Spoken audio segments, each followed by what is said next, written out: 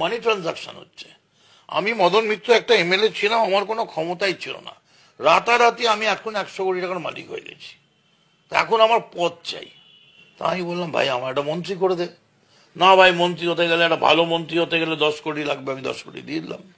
মন্ত্রী হলো কি হলো না পরের কথা, আর যদি হয়ে গেলাম তাহলে 10 কোটি থেকে 20 কোটি বানালাম, আর যদি না হলাম 10 কোটি চলে গেল। সিদ্দিকুল্লাহ চৌধুরীর বিরুদ্ধে ঘুষ নেওয়ার অভিযোগ, পদ পাইয়ে দেওয়ার নামে লক্ষ লক্ষ টাকা তুলেছেন মন্ত্রী সিদ্দিকুল্লাহ চৌধুরী। 40 লক্ষ টাকায় পদ বিক্রি করেছেন মন্ত্রী। বিস্ফোরক তৃণমূলেরই পঞ্চায়েত সমিতির চেয়ারপারসন ময়না টুডু।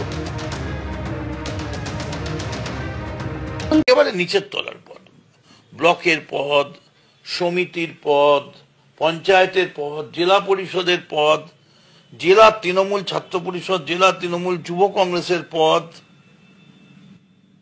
এক একটা সেলের, ধরুন ডালহাউসি এরিয়া অমুক সেল, আমি নাম বলছি না, তার প্রেসিডেন্ট হওয়ার জন্য 10 লাখ চাইছে।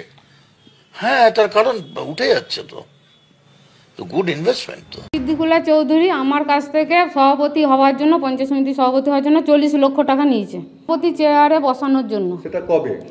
সভাপতি হওয়ার 1.5 থেকে 2 সপ্তাহ আগে 3 খেপে টাকাটা আমার কাছে নিয়েছে।